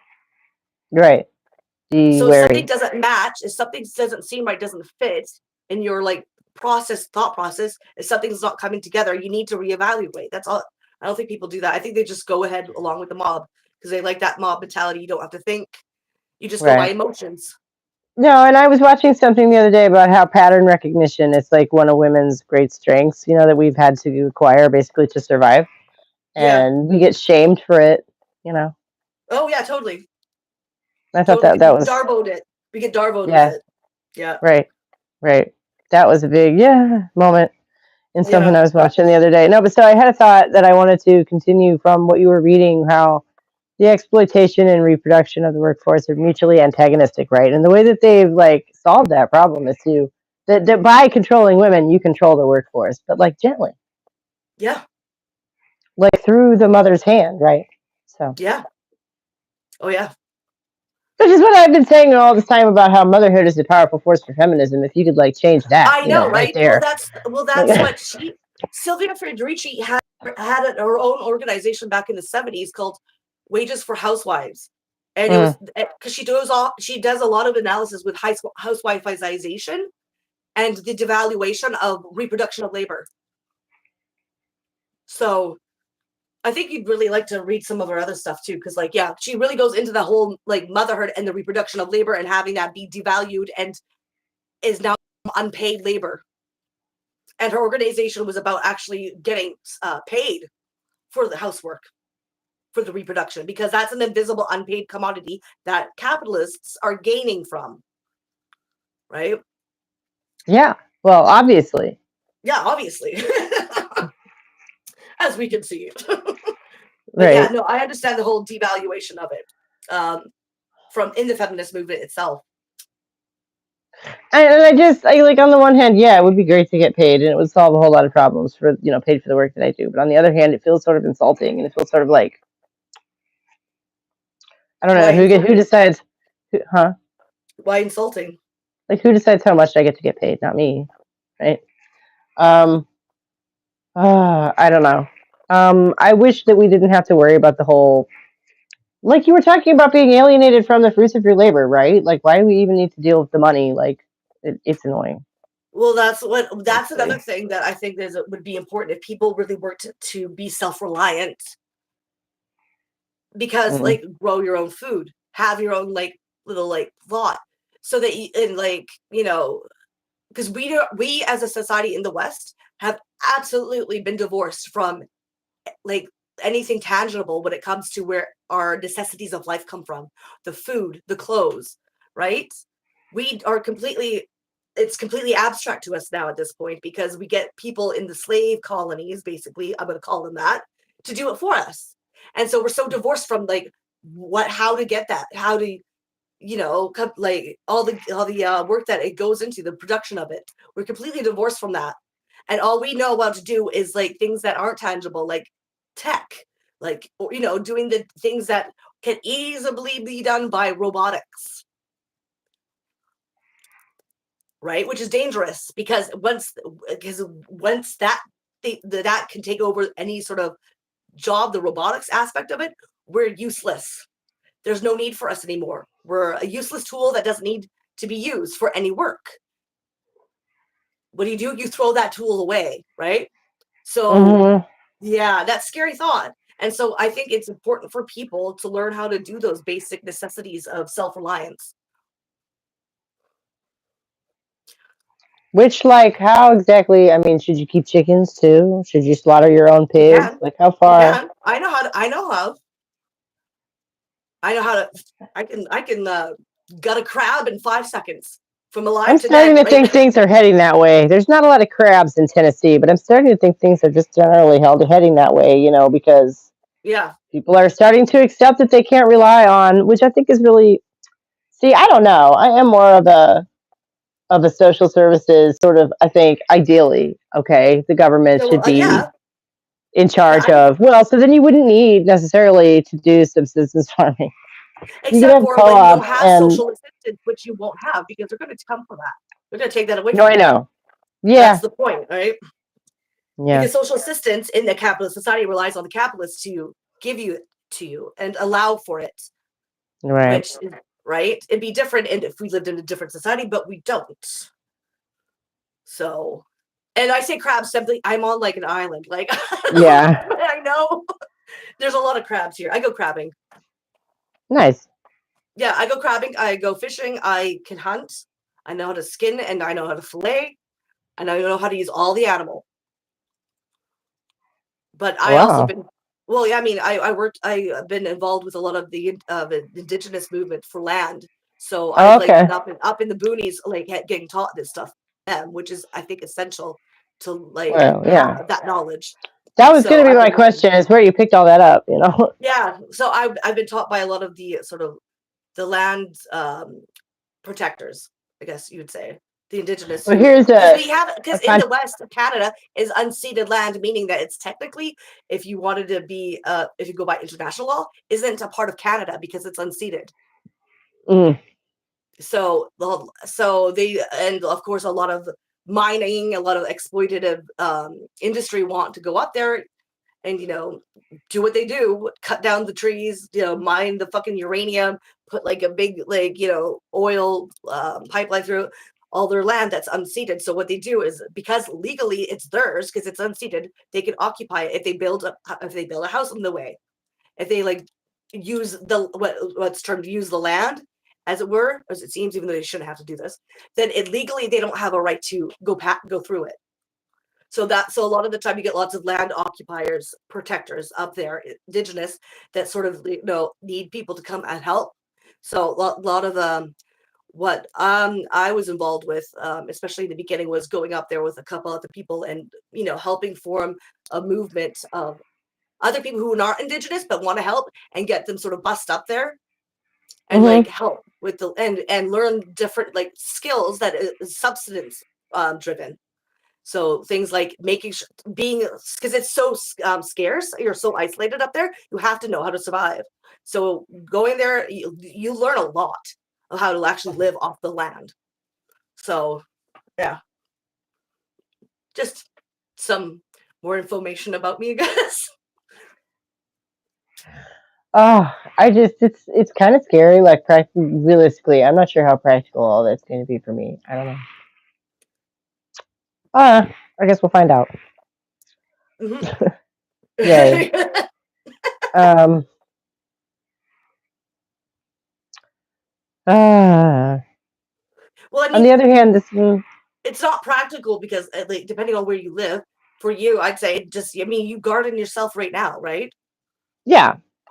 I think that's practical. I think that's a good idea. I think even just knowing that is a step above some people in the urban centers. No, I know, but like, So, I'm not going to be able to. We're not going to be able to survive off my little garden. Is what I'm saying. well, I know, but if there was a Uh, community of people around you that also garden, then you could exchange goods, different, foodstuffs. yeah. And a lot of that, doing that, is how a lot of the people in the third world survive, is that they have plots of land and a community where they still like are in charge of that, and they come together, and that's what they do to help survive, because they wouldn't be able to otherwise because of the forced labor. And she goes into that in a different book that I have somewhere in my collection. I forget what it's called. Where she goes and she actually talks to the people in present day, talks to different communities in the third world, in Latin America and Africa, and see what they're doing to help survive and help become self-reliant, and their resistance to the exploitation of these structural adjustment programs and capitalist sort of commodification of their land. Right. So I think interesting, because you can glean information from what they're doing, because they know how to fucking try to like to work around like all the exploitation and the torturous fucking conditions that are imposed upon them right now. So they've already been imposed upon them, so they have an understanding of it. Oh my god. Which we don't here. We've been in the economy and with the division of labor, a very comfortable position, let's say. Yeah. Yeah. Interesting talk, though. Yeah. No, yeah. Thank you. Thank you again for doing the reading. It's very interesting. It's scary, though. Oh yeah, it's terrifying.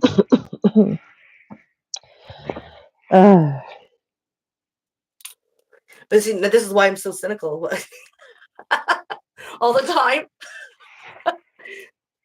Well, and I know there's like maybe 50 people, my core audience of those same like 50, 60 people who have always watched my live streams. Hi, we should like come up with, comment which down below if you actually got this far. Because, oh yeah, Alfalfa says super interesting. Hi, Alfalfa. I didn't realize you were still here because it says there's nobody here.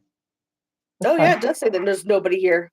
That's what I was leading up to, that there was nobody watching anymore. But I know that a lot of people do still watch these. So, oh, do hi, they? Alfalfa. I actually haven't had a chance to take a look to see the sort of interaction, or like how much people are watching these after we're done. I just don't have time to go back. I haven't even thought about going back, taking the time to come back to look. It's a habit that I haven't bothered to break. Just checking on the channel. Well, no, you probably should, right? It's just that since it's not my channel, I don't think of it. If it were my channel, I probably would think of it more because it's my channel, right? But like the number of subscribers is still slowly going up too, so that's okay. Well, that's yeah. Good. I did not expect that. I expected to absolutely hemorrhage subscribers when I stopped posting videos. I mean, yeah. I don't know. And Because I this like I is, say, I know, really dry information too, so it's not as exciting as reaction videos of laughing at Andrew Tate. It's oh my absurd. God, like I should go back. I'm glad I have all these, honestly, because if I wanted to start making videos again, I might just go back and splice these up and react to your readings, Yeah. because I don't really get to say anything. And it would be interesting to like do sort of, I was thinking about this earlier. This book seems like the surface level, where like if I owned it myself, I would probably just like read a couple of lines, be like, okay, stop there, and go and research whatever it was that she just said, and then come back and do it again. You know what I mean? Like, Well, the thing of what's actually having the book in front of you, you have sources cited, so you can yeah. just look up her sources when she's making these sort of statements, where Mm-hmm. you have these sort of like things that you don't understand, like what does primitive accumulation mean? She has it cited where it's Mm-hmm. from and where to Mm-hmm. look for that information. So yeah, Well, that I definitely. would And she probably even just has end Google, notes. She but has end like, notes that I don't actually talk about. I skip yeah. them, but they actually do explanations right in the book in the end notes of every chapter. Oh, cool. So yeah, so it's something you might not even have to look for. It might be right there. I haven't been going through them.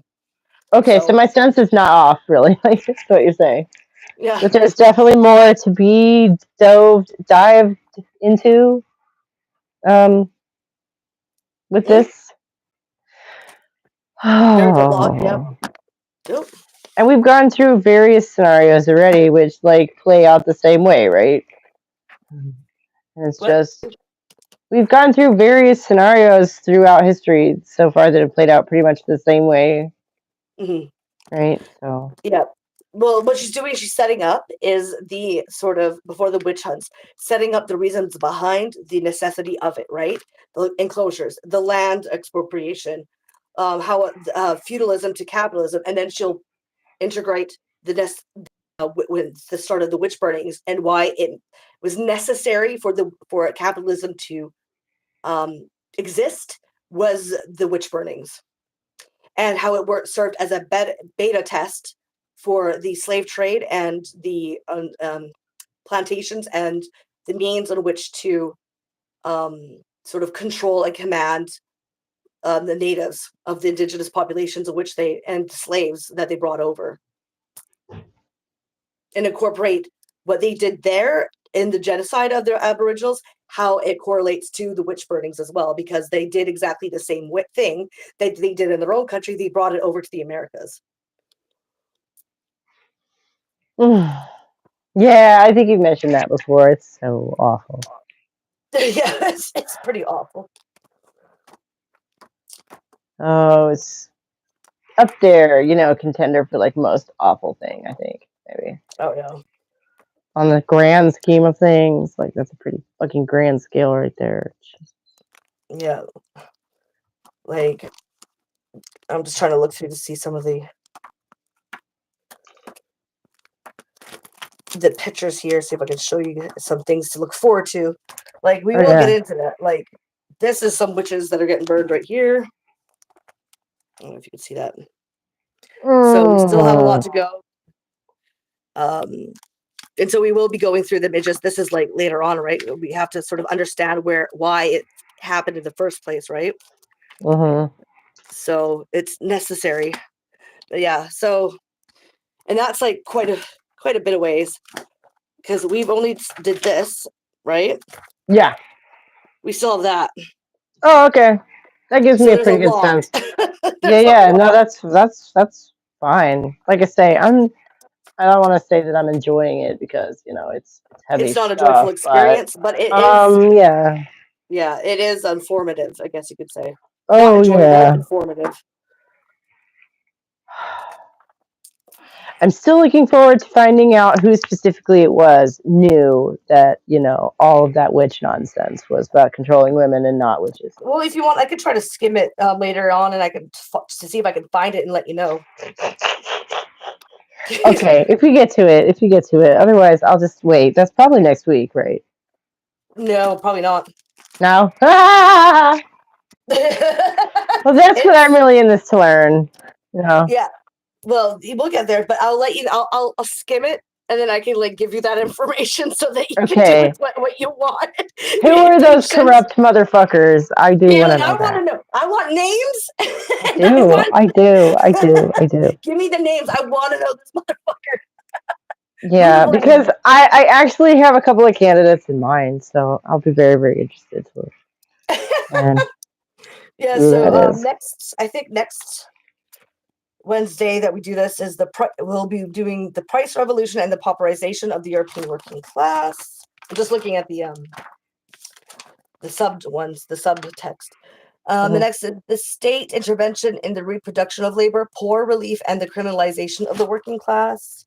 Also, population decline, economic crisis, and the disciplining of women. I think that's when we're going to start getting into some more. Yeah, because then next one is the devaluation of women's labor. Looks to be like this is when it'll start to accumulate into the witch burnings. Women, the new commons, and the substitute for the lost land, and the patriarchy of the wage, the taming of women, and the redefinition of femininity and masculinity, women as the savages of Europe. Yeah, so that's when we'll start doing the more. So it's just a few more, like not next time, but next time after that, we should probably start getting into the actual meat, as you would call it. Okay. Like I But say, I was I will skim and try to get you names. Good. Did you watch Esoteric's take of the book? Because I think he names names too. He references them. I am like certain I did. Because he references, I think, some of them. Yeah. That was in the probably a while chapters. ago though, right? That he did that? Sorry, you cut off. Yeah, sorry. It just beeped in my ear. I don't know what. Oh, okay. How long ago So, did he make that video? I probably how watched it long when it ago? came It out. was a while ago, but I mean, it's still relevant because he talks about the like. No, yeah. I think I did send it to you, but if you Well, and just I'll look just up go look it. Esoterica, and then Sylvia Federici, or even just Caliban and the Witch, it'll come right up. Yeah, no, I'm 90% certain I already watched that, but it's been a while, and yeah, but I'm pretty sure he names a few names. Yeah. So in case I don't get back to you right away, you really want to start getting to know who the hell is to blame for all this shit. If I get to itching on that, thank you for reminding me about that. I just I'll probably take a break from this for a minute if we get after we get off here, to be honest. Yeah, you need a little breather. Yeah, that's all good. Yeah. You have to get back to your book anyways. Oh yeah, I have an entire sequence to conjure from nothing, so that'll be fun. Right. What I'm planning on doing is I want to start reading the Wild Politics because I'm interested in that one. Oh yeah, you were talking about that last time, right? Were you talking about that last time? I don't know if I talked about last time, but I did talk to you about it anyways. It might have been offline though. But yeah, that's like Wild Politics, Feminism, Globalization, and Biodiversity or something. Which interesting. Yes. Heard it's good. Cool. From a few other feminists. Hope you enjoy that. Yeah. Also want to reread Blowback by Christopher Simpson because that goes into a lot of foreign sort of affairs around the time of Operation Paperclip and the Nazis. So. I'm so tired of hearing about Nazis. Oh my god. I know that my opinion is worth absolutely nothing there, but wow. Yeah. I remember, I'm old enough to remember a time when they were not considered relevant to anything. You know? Like, okay, we watch old comedy shows a lot of the time at night, and one of our favorites is like from the 70s, from like the late 70s. Yeah. And their boss is being a jerk and bossing everybody around, and he walks past, and the two behind the counter both do the arm raise thing. like as a gag, Yeah. to like call him a fascist behind his back, and everybody laughs. Yeah. Well, And I was just like, this, wow, yeah, I know, and I remember that. I remember a time when Nazis were a fucking punchline. except for even though they were a punchline, I think it was mostly just a way to disassociate from Operation Paperclip because we brought over all the Nazis that should have been tried on the Nuremberg trials. Housed them Yeah, and they gave them yeah. positions of power. So, I mean, I think okay. There's two streams I think for a long time because a lot of people didn't know that, or you know what I mean. Like yeah, I think in popular culture you actually have like a long sort of like period of sort of deconstructing how fucking terrifying they are. yeah, And like for a long time, everything from like The Wall to Star Wars, like the Nazis are the bad guys essentially, yeah. with different insignia, but like it's the Oh, yeah, aesthetic. yeah, They became the bad guy aesthetic for like decades. yeah. But because we were producing it, it was almost like a Darvo to not realize that we maybe are the bad guys. Well, right, but I mean, okay. I don't know that the people telling these stories and trying to deal with like the cultural trauma of that experience necessarily knew or understood that, you No, but know? they got the money to finance it. Yeah. No, and that's I guess what I'm saying is it's sort of insidious to make punchlines of them because then it's very difficult and like surreal Yeah, to see them, you know? yeah, And I don't know, it became very cool. I noticed this, how it became cool to like be a stormtrooper. I was after a certain point, I'm like, wait, aren't they the bad guys? Like, um, those are the drones that die all the time, right? Why would you want to? What? This is a reminder. Oh, Remember good. to take your medicine. It's 2 o'clock. Sorry, sorry You're about on that. time. Yeah, this is her room. Sorry about that. I don't know how to That's turn okay. that off. No, that's okay. Um, yeah, I want to read the Christopher Simpson's Blowback because I've read it before, but it really gives detailed accounts of the history of Operation Paperclip and who those people were, their names, and where they went, Hmm. as well as the construction of the state of Israel, which is obviously I think is important now because there was a contract between those who wanted Zionists and Nazis, right, to Hmm. create the state of Israel because they both believe that Jews can't live in like coalesce together with other nations, right? They both are very nationalistic tendencies. So yeah, and I think it's nowadays important to know that because of the discourse now out there. So people seem not to understand the history. Right. Well, How that would happen. again, on a surface level understanding, it is very easy to think that anyone who's pro-Israel would be anti-Nazi Mm-hmm. because the Nazis are most famous for exterminating the Jews or attempting to. Right. So the idea that those two things would be mutually exclusive is fairly straightforwardly intuitive, you know. Do you think? Um, yeah, no, I do, and I think that a lot of people, unfortunately, are just not aware. You know, we need a consciousness raising, I guess, is what I'm saying. Yeah, but that's why I want to go through it again so that I have some actual detailed account, like the details of historical events in my repertoire, in my mind, so I can remember exactly the dates, times, the people, the organizations, how it happened, how it went down, Right, like right, in right. my forefront of my brain again, because I've read it, but it's been years. Can I ask you a So nosy question? What are you going to do then with that information? discuss. I mean, Okay, I can't. I don't know what else okay. to really do about it at this point. Okay, no, Because no, no. I'm not like challenging you. I love that I can give you the platform for this kind of stuff, you know, and I wish, you know, that there was more of a platform for that kind of stuff and yeah, all of it, you know? I mean, I can always Um, make my own if I wanted to, but I don't right, know. no, but you don't even want to be on camera. So, like, Yeah, I that's guess a lot true. of people do it that way, but it doesn't seem like your thing, really, you know? No, I And don't want. You'd be hard bent to find a picture of me at all on the internet. I'm not on the internet.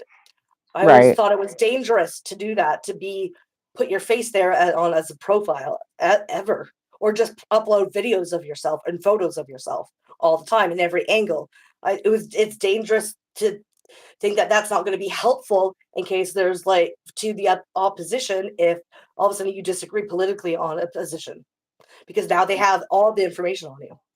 Right. Even Well, to even to like, if you went to like a big like sort of above ground protest that's non-violent or whatever, or just speaking event or whatever, they could spot you out of a crowd that way. In case you say, if you were talking more radical ideas online, they can just give it to the police, local police, and they could spot you from a mile away if they're looking for you.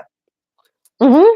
And Yeah. since I do a lot of the organizational stuff that I've done is specifically boots on ground organizing, it's not very smart idea to just give them information that's going to help them, right? So, Yeah. and I Oh rather yeah. keep it that way. Yeah. But so So it's this. I wish there were more of like a platform to get some of this information out there to more people, though, is all I'm saying. I'm not saying yeah, you need to do it.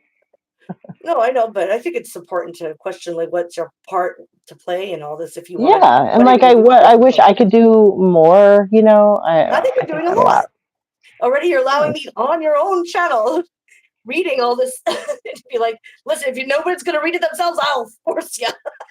No, and it's Listen. fantastic because then I don't have to read it. It's great. Like I don't have to find time in my daily life to try and read this stuff. I can just listen to you do it. It's great. Yeah, and you can also go back too. Yeah, in case Mhm. you blank out and zone out because it's early or something, or something's going on and you've got a lot of things on your mind. You can always go back.